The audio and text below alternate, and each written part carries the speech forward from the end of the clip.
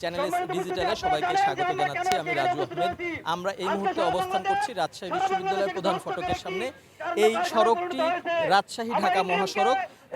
সারা দেশে নারীদের প্রতি নির্যাতন এবং ধর্ষণের প্রতিবাদে রাজশাহী বিশ্ববিদ্যালয়ের শিক্ষার্থীরা এই রাস্তা অবরোধ করে রেখেছে। 11:30 থেকে তারা এই রাস্তাটা অবরোধ করেছে।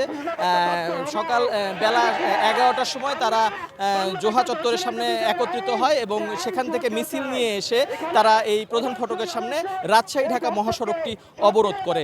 রাজশাহী বিশ্ববিদ্যালয়ের শিক্ষার্থীদের সঙ্গে আমরা কথা বলে যেটা জানতে পেরেছি যে সারা দেশে নারীদের প্রতি সহিংসতা, নির্যাতন এবং ধর্ষণের পরিমাণ মাত্রা বেড়ে গেছে, যার কারণে শিক্ষার্থীরা এর প্রতিবাদে রাস্তা অবরোধ করতে বাধ্য হয়েছে। তাদের দাবি যে যত দ্রুত সম্ভব যারা অপরাধী, প্রধান অপরাধী, তাদেরকে আইনের আওতায় এনে সর্বোচ্চ শাস্তি নিশ্চিত করা হোক। এরকম যদি দৃষ্টান্ত 2-4টা দেওয়া হয় তাহলে গোটা বাংলাদেশে ধর্ষণ এবং নারীদের প্রতি যে নির্যাতন সেটা কমে আসবে। আমরা এই মুহূর্তে একজন শিক্ষার্থীর সঙ্গে তারা কেন এখানে দাঁড়িয়েছে এবং কি কারণে অবরোধ করেছে এটা জানতে চাচ্ছি। আপনি কি বলবেন, আপনারা এখানে কেন এসেছেন বা কেন বসেছেন? বাংলাদেশে আমরা দেখতে পেয়েছি গতকালকে একই দিনে 11টি ধর্ষণের ঘটনা ঘটেছে, কিন্তু প্রশাসন এ বিষয়ে সোচ্চার নয়। তারা কোনো ইনিশিয়েটিভ গ্রহণ করেনি। এখনও ধর্ষকরা বাহিরে, তাদেরকে কেন ধরা হচ্ছে না, কেন উপযুক্ত শাস্তি দেওয়া হচ্ছে না? শুধু উপযুক্ত শাস্তি দিলে হবে না, সর্বোচ্চ শাস্তি মৃত্যুদণ্ড দিতে হবে এবং আমাদের সবার নিরাপত্তা নিশ্চিত করতে হবে। আমরা কেন রাস্তায় বেরোতে ভয় পাবো? আর 24-এর বাংলায়, স্বাধীন বাংলাদেশে এসে কেন আমাদের সাথে নিরাপত্তাহীনতায় আমাদের মা বোনেরা বকবে? আসিয়ার মতো ছোট বাচ্চা কেন হসপিটালের বেডে থাকবে?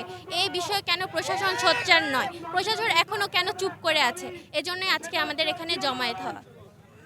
তো আমরা যেটা শুনছিলাম, যেটা বলছিল আমাদেরকে শিক্ষার্থীরা, যে তারা সর্বোচ্চ শাস্তি চান এবং এখানে যারা বিভিন্ন রকম প্লেকার্ড, ফেস্টুন নিয়ে সব শিক্ষার্থীরা দাঁড়িয়ে আছে সেসব, যেমন এখানে একজন বলছে, একজন প্লেকার্ডের হাতে লেখা তুমি কে, আমি কে, আসিয়া সে 8 বছরের শিশু যে ধর্ষিত হয়েছে তার নিজেদের অবস্থান তারা তুলে ধরছে যে এরকম ধর্ষণ বা এরকম ধর্ষণ শিকার যেন কোনো মা বোন যেন না হয়।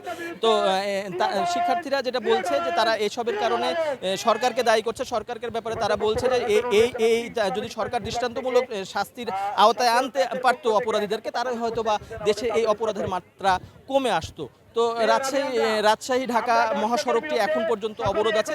বেলা 11:30 থেকে এই অবরোধ চলছে। তো রাজশাহী বিশ্ববিদ্যালয়ের সামনে থেকে এই ছিল আমার কাছে সর্বশেষ তথ্য।